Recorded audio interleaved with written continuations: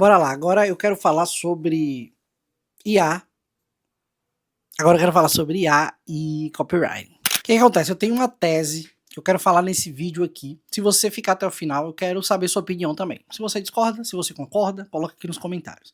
Mas a minha opinião é a seguinte: quem aprendeu copywriting antes de 2023 tem uma vantagem absurda de mercado, de posicionamento, de conhecimento em relação a quem aprendeu, se é que aprendeu copy, depois de 2023. E sim, tudo isso tem a ver com inteligência artificial. Bora lá, minha tese é a seguinte: as pessoas discutem muito sobre a lógica da copy e da IA. Para que aprender copywriting hoje, em 2026 quase, se eu posso jogar um prompt muito bem formatado numa ferramenta de IA, seja ela Gemini, Grok, ChatGPT, enfim, Cloud, todas as outras que podem surgir aí, que já existem, e ele me entregar exatamente a página de vendas que eu preciso, o criativo, a copy, a VSL, etc, etc, a peça.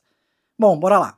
Primeiro que essa é uma discussão que às vezes dá até preguiça de entrar, a verdade é essa, porque, porra, o que você ignora de o que um copywriter de fato faz a nível de repertório humano, criativo, de você conseguir entender muito mais as nuances psicológicas e de consumo de alguém para colocar isso e fazer um diferencial, principalmente na campanha, é surreal, tá? Então, a lógica é que a IA, ela acaba, na linha do medíocre, mediando todo mundo por baixo. E independente do seu prompt ser o melhor do mundo, a minha IA é a melhor treinada, pô, eu uso IA desde fevereiro de 2023. Só que aqui nesse vídeo eu quero falar justamente isso. Eu comecei em 2019, comecei as técnicas de copy usando para redação SEO em 2018.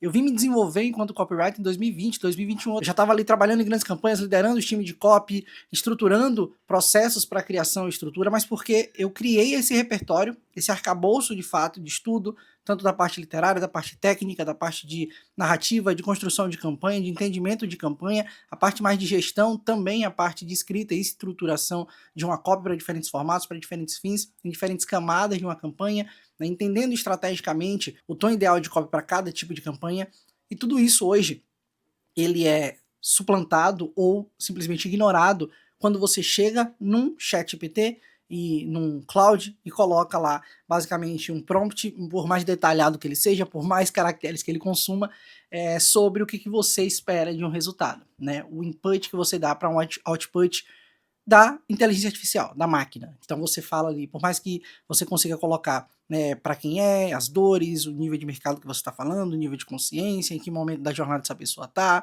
etc, etc, ela vai te cuspir algo baseado numa média de outros usuários, de outra pesquisa, de um machine learning, né, do aprendizado de máquina. E o aprendizado de máquina, ele sempre vai ser, eu não digo nem inferior, mas na linha da criatividade, na linha de construção, que é a lógica da criatividade publicitária, ela não vai entregar a mesma coisa que um repertório humano de um bom, veja bem, por isso que todo mundo fala, ela realmente nivela todo mundo por baixo. Então o copy que é ruim, ele tem que se esbaldar de chat GPT na vida. Ele tem que mandar ver nos prompts de cloud, ele tem que montar os próprios agentes, ele tem que configurar a máquina para trabalhar por ele, porque ele vai até aqui e a máquina leva ele até mais um pouquinho. Eu tô falando do copywriter bom, que tem repertório, que estuda, que lê, que entende, que estuda os clássicos, que estuda as estruturas mais antigas, as mais recentes, vê o mercado, entende principalmente da parte da psicologia de consumo humana, de relacionamento, de como a sociedade brasileira é formada e como é o público consumidor médio de para quem ele vai trabalhar, como ele consegue de fato entender a cabeça e o processo cognitivo de quem está numa decisão de compra, numa jornada de compra em relação a um público, como ele consegue se aprofundar num público, porque tem gente que trabalha para vários nichos e acha que é a mesma coisa, então eu posso jogar lá basicamente no meu chat GPT, ele vai me fazer o mesmo nível de VSL com a profundidade para o nicho financeiro ou para a saúde, e é isso. Então para esses, ótimo, eles vão nadar de braçada em relação ao uso do machine learning em sua média.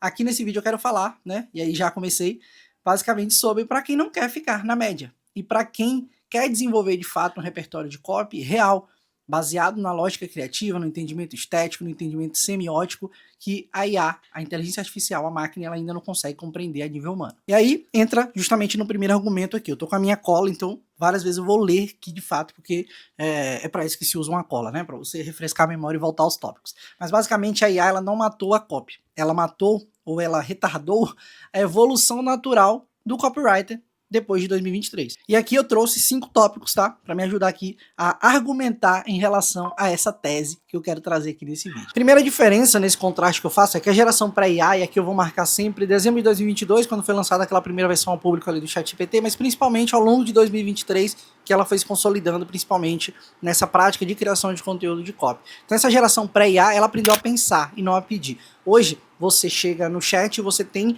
uma linha de raciocínio de criação muito voltada a inputs, ou seja, eu falo mais ou menos o que eu quero, eu até aprofundo mais, como eu dei no exemplo, o que eu quero, e torço para que o output seja de fato compreendido. E aí eu vou e faço ajustes, eu vou ajustando esse meu prompt, eu vou ajustando esse pedido, eu vou fazendo, né, novos treinamentos a essa máquina, vou dando mais inputs em relação a essa campanha, então eu coloco um estudo mais aprofundado das dores que eu fiz, os comentários que eu colhi, né, as pesquisas que eu já fiz, a minha parte humana, e vou imputando ela. Só que a geração pré-IA, ela já fazia isso sozinha, não no Google Docs, com 40 abas abertas no seu Windows, travando, no Google Chrome ali consumindo memória pra caramba, e você tava ali, de alguma forma abrindo, né, esse mato, fazendo essa pesquisa de fato, entendendo e tendo um processo de input-output com o seu próprio cérebro, e criando mais, e buscando e reunindo mais referências, e realmente você, enquanto profissional copywriter, tinha essa vantagem absurda de, pô, eu estou aprendendo mais enquanto eu estou montando isso aqui, porque eu tenho que melar as mãos, eu tenho que estudar, eu tenho que baixar vários PDFs de artigos de saúde gringo, eu tenho que entrar em revistas científicas, eu tenho que entender como é que realmente essa substância ativa funciona, como eu consigo transformar isso num mecanismo único, como o meu produto, né, a partir do estudo, aí sim também unitário, chato, difícil, de falar com o meu público, pesquisar o meu público onde eles estão, e ir lá nos comentários da Amazon, ir lá nos comentários do YouTube, e entrevistar as pessoas no evento do meu expert, falar com as pessoas, entender quais são as dores dela, como o produto pode ser melhorado. Tudo isso era feito na base da unha, e não simplesmente colocando ali algumas informações vagas e pedindo esse output e achando que, pô, ele me entregou algo 100% diferencial, sendo que é a média de aprendizado da máquina. E aí eu sempre lembro daquele filme, né, que as mulheres gostam do Mel Gibson, ele é um publicitário, e mas enfim, até que comédia, acontece ele com tem que ele fazer o comercial de uma linha de cosméticos, se eu não me engano, para mulheres, e ele precisa, de certa forma, estudar aquele universo. Só que ele é um cara super machista, super conservador em relação à visão, né, homem, mulher na sociedade, e aí sofre, né, aquele acidente na banheira, com um secador de cabelo, e acorda ali pensando, se vendo como uma mulher. Então tem toda essa lógica, tipo, olha como você precisava de fato, é uma anedota em relação a isso, uma alegoria, de como você precisava de fato encarar um estudo sério e aprofundado sobre o seu produto, sobre o mercado, sobre o que você ia vender com a sua copy, né? Era um copywriter ali, de fato, estudando. E hoje, essa era pós-IA, imagina, se você não tem o mínimo de conhecimento, de pesquisa, de aprofundamento, de estudo estético, de gosto, de consumo, do público para o qual você vai se dirigir. Então imagina se hoje você não faz nem isso, nem o básico, o que era pedir para fazer que nem o Mel Gibson. Você comprar o cosmético, passar no rosto, ver realmente o resultado. Era assim que os nossos antepassados, né, nossos ancestrais publicitários faziam. Pois é, e você tá aí dando input no ChatGPT, hoje em dia, sem sujar a mão para nada, né? Nós somos os copywriters, netos dos copywriters que vocês não conseguiram queimar. Esse era o primeiro ponto. Pré-2023, você era obrigado o quê? A fazer na unha mesmo. Estruturar a ideia, pesquisar referência, escrever 10 vezes o mesmo lead, a headline, e ia e voltava, e ajustava, e buscava um sinônimo, e voltava, e às vezes, sei lá, dependendo da época, você ia no dicionário, nesse caso, o dicionário internet, né? Pô, eu tô falando aqui de 2017, 18, 19, quando eu me aprofundei na parte de pesquisa escrita de copy, eu já tinha muito da base da internet, mas não tinha ainda a inteligência artificial para fazer tudo por mim. Enfim, você precisava entender tudo, basicamente, dentro de uma estrutura de uma métrica de comunicação, né? Você tinha que entender ali ritmo, narrativa, intenção, ótica, semiótica, o subtexto, a parte da narrativa visual, que é muito importante, as pessoas simplesmente ignoram, porque a maioria desses agentes de inteligência artificial, né, ou ferramentas, né, Claude, GPT, etc., ele te dá uma base textual. Mas se você não tem um conhecimento de design, de semiótica, de estética, para saber como a sua peça ela vai se casar com completa texto e imagem, você é um copy 50% copy, olha lá, você é um copy meia boca, porque você não entende como o impacto visual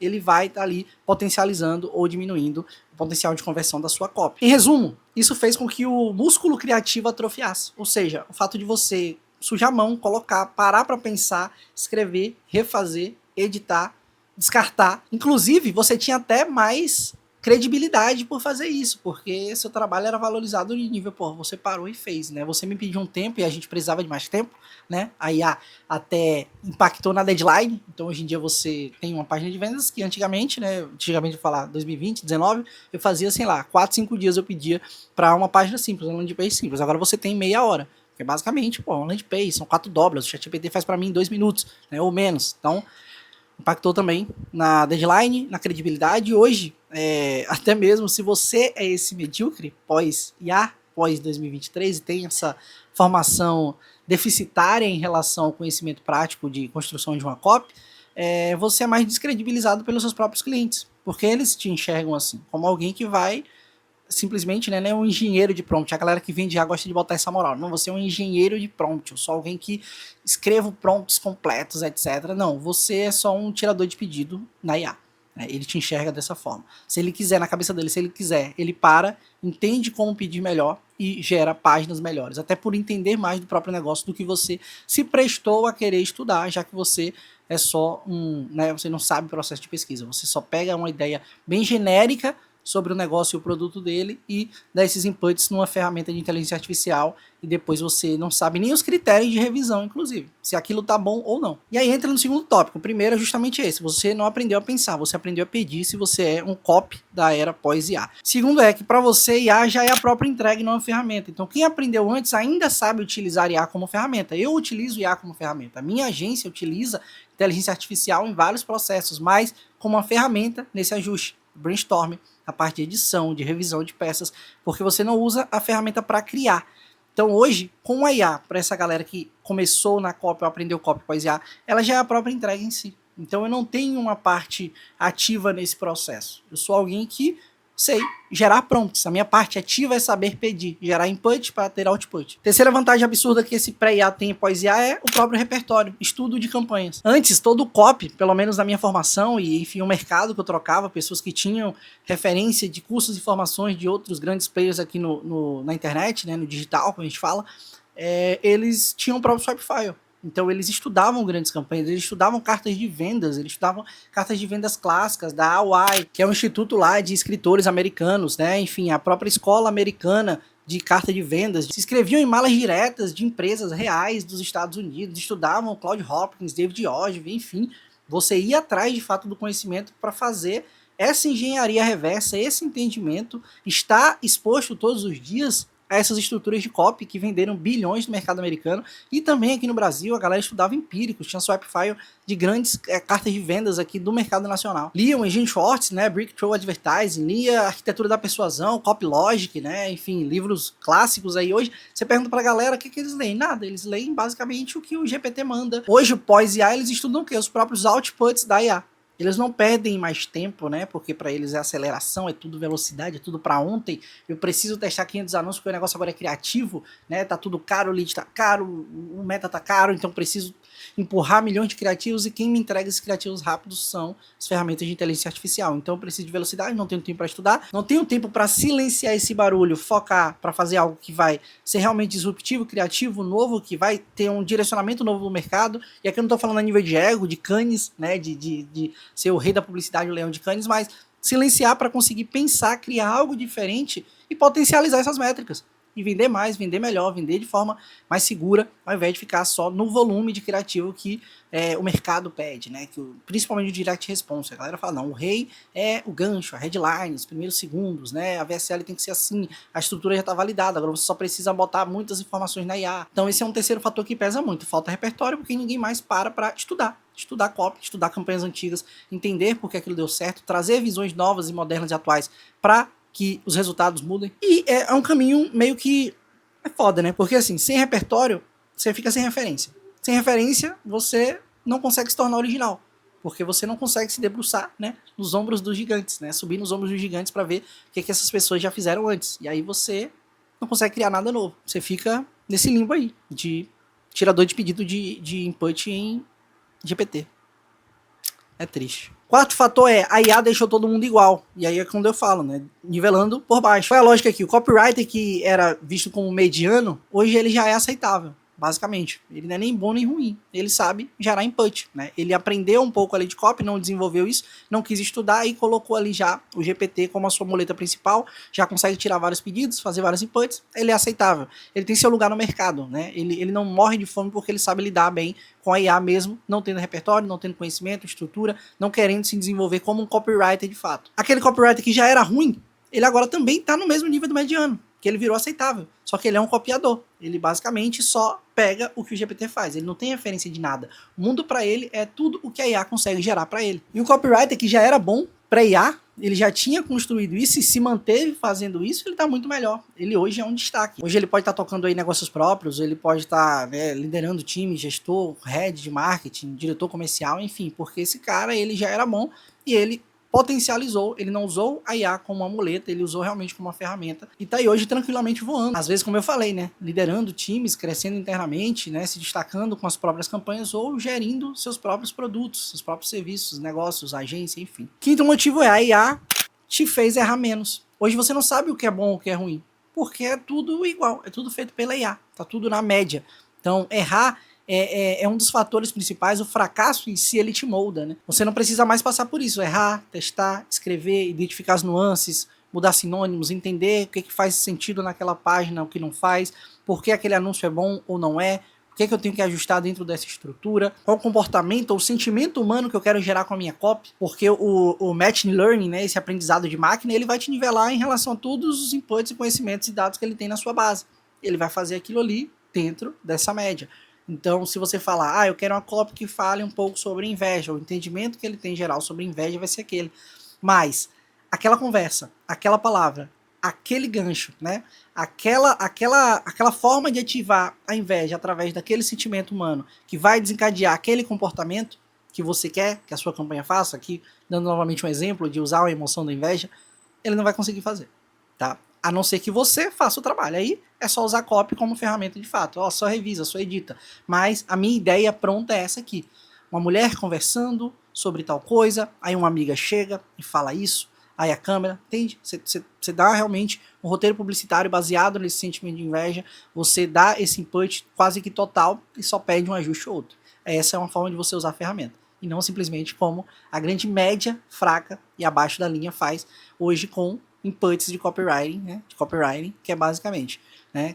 Estou vendendo um produto assim, me dê 5 ideias de headlines baseadas em inveja, né? Ou que a pessoa veja e ative o gatilho, né? Ative o sentimento, a galera gosta de chamar tudo de gatilho, ative o gatilho da inveja. E é o seguinte, eu tenho outros argumentos aqui, tá? Eu organizei aqui na minha cola, tá? Mais uns 4 ou 5 argumentos aqui, mas eu tô sentindo que esse vídeo vai ficar mais longo, ele vai gerar talvez polêmica. Eu quero que vocês continuem aqui, então eu não quero entregar tudo. Quero que vocês tragam argumentos aqui também nos comentários, se você é um copy pré-IA ou pós-IA. Se você é pré-IA, o que você notou de diferença nos copies dessa nova geração? Se você é alguém que começou a estudar copy de 2023 para cá, como você sente que isso impactou? Se você também, independente de ter, né, se tornado um copywriter, estudado, utilizar muito a IA como ferramenta nesse período, como você faz para estudar, construir repertório para suas campanhas, comenta aqui. E também, se vocês quiserem, eu trago uma parte 2 desse vídeo, trazendo essas outras observações que eu faço em relação a essa quase dicotomia, né? Copywriter versus copy de IA.